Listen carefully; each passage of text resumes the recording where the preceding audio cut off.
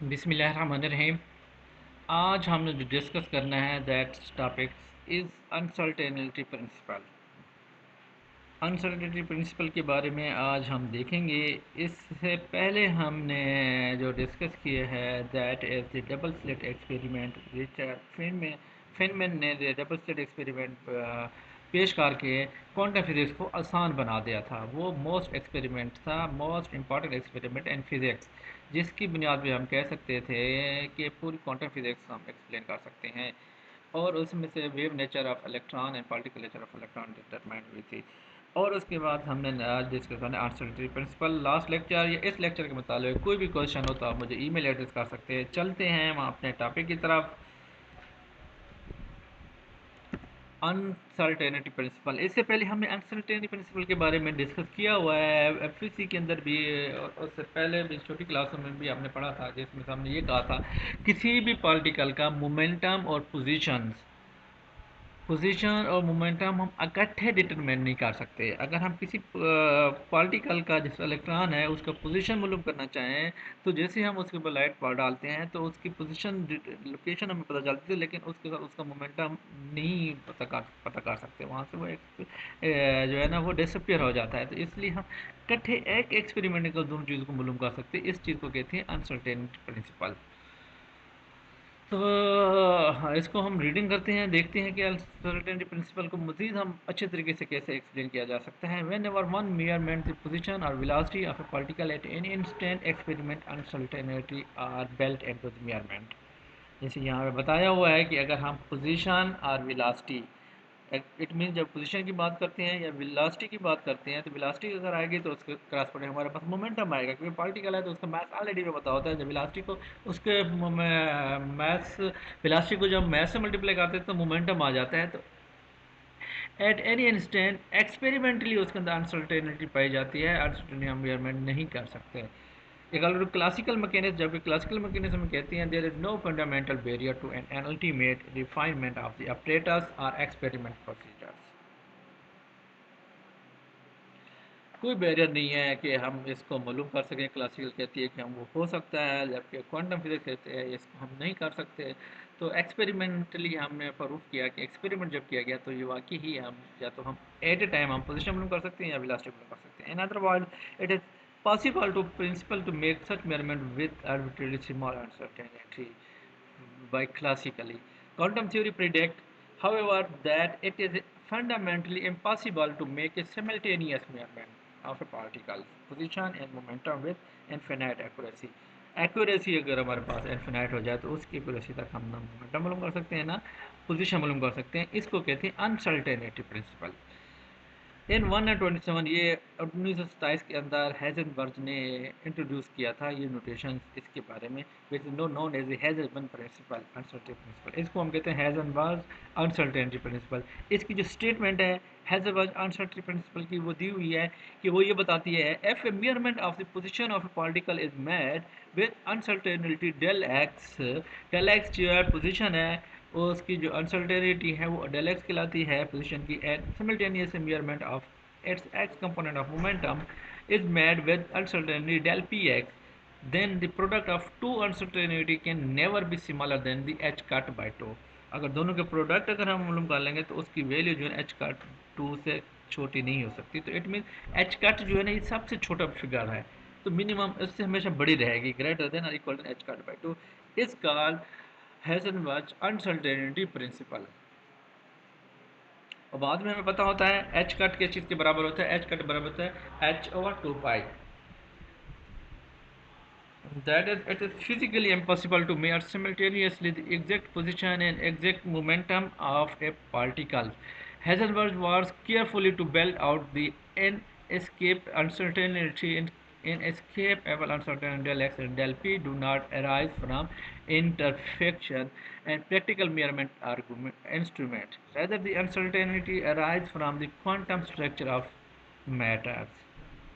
To understand the uncertainty principle, imagine that a particle has a single wavelength that is known exactly according to the de Broglie relation. lambda is equal to h over p, we would therefore know the momentum to be precisely p is equal to h over lambda। तो इस relation से हम p मालूम कर सकते हैं कि ये रिलेशन बताता है कि p is equal to h over lambda। In reality, single wave would exist throughout space. Any region along this wave is the same as any other region। ये ऑलरेडी लास्ट स्लाइड्स के अंदर हमने उस lecture में हमने देखा था कि 40.18 फिगर्स के अंदर if we were to ask there where is the particle this wave represent, तो हमें जब हमने उस वेव को रिप्रेजेंट किया था इस वेव के अंदर पार्टिकल कहाँ है, तो हमने वेव पैकेट भी बनाया था जिसमें हमने डिफाइन किया था कि वेव पैकेट के अंदर एक वेव होती है जिसको हम रिप्रेजेंट किया जा सकता है। Therefore we have infinite uncertainty in the position of the particle. We know nothing about this location, हम उस लोकेशन के बारे में नहीं बता सकते। Perfect knowledge of the particle momentum has cost us all information about its location. तो it means इस पूरे पैराग्राफ में ये बताया जाता है, तो हम अगर हम लोकेशन ऑफ द पोजीशन मालूम कर सकते हैं एट ए टाइम, या फिर हमें पोजीशन मोमेंटम की पोजीशन मालूम हो सकती है, या फिर हम उसकी पोजीशन मालूम कर सकते हैं। इन दोनों को इकट्ठे मालूम नहीं किया जा सकता। In comparison know consider particle house momentum is uncertain so that it has range of possible values of the momentum. तो उसकी रेंज हम बता सकते हैं कि मोमेंटम की जो रेंज है फ्लां से फ्लां तक हो सकती है, और उसकी रेंज में स्पेसिफाइड बताना बड़ा मुश्किल हो जाता है। Equal to the de Broglie relation the result is a range of wavelength. तो वेवलेंथ की एक रेंज हम बताएंगे कि डी ब्रोगली रेंज कितनी है। Therefore the particle is not represented by single wavelength, particle की एक सिंगल वेवलेंथ नहीं होती, but rather by combination of wavelength within the range. तो इसी रेंज के अंदर बहुत सारी वेव्स का कम्बिनेशन होता है। दिस कम्बिनेशन फॉर्म है वेव पैकेट, उसको हम वेव पैकेट कहते हैं, जिसे हम लास्ट लेक्चर के अंदर हमने डिस्कस किया था, और पूरी फिगर को हमने बताया था कि उस वेव पैकेट को डिस्क्राइब किया था। बाद में हमने कहा था वो packet as a particle nature है। If you were asked to determine the location of the particle, you could only say that it is somewhere in the region defined by the wave packet। तो wave packet region के अंदर ही है, उस region को हमने specify कर दिया था। Therefore, by losing some information about the momentum of the particle, we have gained information about its position। तो हमें उसकी position का पता चल जाता है। If you were to lose all information about the momentum, you would be adding together waves of all possible wavelengths, result in a wave packet of zero length।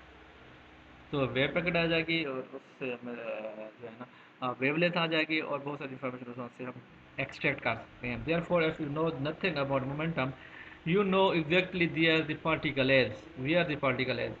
तो हमें मोमेंटम नहीं पता, लेकिन हमें पता होता है कि पार्टिकल कहाँ है। The mathematical form uncertainty principle said that the product of the uncertainty position in momentum is always larger than the some minimum value. Some minimum value mean h, h की वैल्यू से हमेशा ज़्यादा होता है, क्योंकि यूनिवर्स के अंदर जितना भी मिनिमम वैल्यू है वो एच है, जिसकी वैल्यू है 6.63 जूल सेकेंड। इससे मज़ीद कोई वैल्यू जो है मिनिमम नहीं होती, और ये इनके दोनों का प्रोडक्ट की वैल्यू जो है ना हमेशा 1 से ज़्यादा होती है, या इस मिनिमम वैल्यू एच से ज़्यादा होती है। This value can be calculated from the type of argument discuss which result in the equation. उस इक्वेशन है जो अल्टरनेटिव प्रिंसिपल की है। In other form of the alternative principle can be generated by reconsidering actual figure imagine. उस figure को अगर हम image कर दिया जाए, imagine the horizontal axis at the rather than the special position x. अगर हमारे स्पेशल पोजीशन एक्स की बजाय हम उसको रीअरेंज कर सकते हैं एनर्जी के अंदर, तो मेक द आर्गूमेंट और met about knowledge of wavelength and position in the time domain. Time domain के अंदर the corresponding variable would be frequency and time. उस वक्त हमारे पास जो वेरिएबल होंगे वो फ्रीक्वेंसी और टाइम होगा। फ्रीक्वेंसी है तो इट मीन हमारे पास एनर्जी है, और टाइम है तो हम हमारे पास पोजीशन और मोमेंटम के कंपोनेंट है वो चेंज हो जाएंगे, because frequency is related to the energy of the particle. क्योंकि हमें पता है कि एनर्जी बराबर होती है E is equal to h f. The uncertainty principle in this form is del e और del t is equal to h cut और टू। ये भी हमें पता है। तो यहाँ पे इक्वल होने के बजाय ग्रेटर देन और इक्वल देन कर देंगे, क्योंकि अनसर्टेनिटी है, तो यहाँ पे ये एरो इक्वल का साइन नहीं होगा, लिहाजा यहाँ पे ग्रेटर देन और equal to h cut by two. This relation is known as the uncertainty principle and energy and momentum. This form of uncertainty principle gives equation above suggests that energy conservation can appear to be violated by amount E as long as it is only for a short time interval t consist with that equation which would their simulations estimate the energy of the particles। तो इसी के relevant uncertainty principle के relevant जो है ना हमारे पास दो equation आएंगी। तो इट मीन्स अगर हम इसको समराइज करना चाहें तो अनसर्टेनिटी प्रिंसिपल की दो मैथमेटिकल इक्वेशन आती है। पहली क्वेश्चन ये हमें बताती है कि del x into del p greater than equal to h cut by two, जिसमें दूसरी क्वेश्चन में बताते हैं del E into del t greater than equal to h cut by two. अब इन दोनों क्वेश्चन को यूज़ करते हुए हमने कुछ एग्जांपल्स करनी है और कुछ आपको मैं होमवर्क दूंगा कि वो आप भी करेंगे। तो फर्स्ट एग्जांपल जो 40.6 है जिसमें दी हुई है, speed of an electron is measured to be 5 × 10 की ताकत 3 मीटर पर सेकेंड। यहाँ पे पावर 3 है, टू एन एक्यूरेसी ऑफ 0.003, ये 100%। Find the minimum uncertainty in determining the position of this electron. इस इलेक्ट्रॉन की वेलोसिटी दी हुई है, तो वेलोसिटी दी हुई है तो हम इसका मोमेंटम मालूम कर सकते हैं। मास ऑफ इलेक्ट्रॉन से मल्टीप्लाई करेंगे, मोमेंटम आ जाएगा। जब मोमेंटम आ जाएगा डेल डेल पी एक्स मालूम कर, अनसर्टेनिटी इतनी में मालूम करेंगे तो हमारे पास डेल एक्स मालूम करना है तो वो हम मालूम करेंगे। सोल्यूशन इसका देखें, assume that electron is moving along the x axis and find the x component of its momentum. तो पी एक्स बराबर होते हैं m v x, mass of electron है, ये velocity of electron along x axis है, ये आपको momentum आ जाएगा। तो uncertainty principle d p x, momentum uncertainty तो हमको डेल पी एक्स है, तो अनसर्टेनिटी ये दी हुई है, ये 0.003 परसेंटेज में है। तो इसको परसेंटेज में आप मालूम करेंगे तो आपके पास ये आ जाएगी परसेंटेज में, इसको इसके साथ मल्टीप्लाई करेंगे तो आपके पास ये डेल पी एक्स आ गया। ये कैसे आ गया है कि 300 200 में डिवाइड करोगे परसेंटेज ऊपर दो इशारा ऊपर चले जाएगी, तो यहाँ पे इशारा था इधर आ गया है। तो उसके बाद हमें फार्मूला लगाओगे कि del p x greater than equal to h cut by two. तो डेल एक्स बराबर होगा greater than equal to h cut by two del p x. Del p x हमने मालूम किया हुआ है, एच कट की वैल्यू ये होती है। एच कट मालूम करने के लिए एच ओवर 2 पाई यहाँ हम करोगे तो आपका एच कट आ जाएगा, 2 से मल्टीप्लाई करोगे तो आपके पास 0.386 मिलीमीटर ये आपका आंसर आएगा। आई होप कि आपको एक एग्जांपल समझ आ गई होगी। इसी एग्जांपल को लेते हुए आपने आगे ये होमवर्क बताया हुआ है, ये आपने करना है, ये आपकी प्रैक्टिस के लिए है। प्रॉब्लम 1 है, 2 है, 3 है, 4 एंड 5 है, इसको आपने यूज़ करना है और उम्मीद करता हूँ कि आप अच्छे से ये प्रॉब्लम सॉल्व कर लोगे। अगर फिर भी आपको कोई क्वेश्चन या मसला हो तो आप मुझसे पूछ सकते हैं। अल्लाह हाफिज़।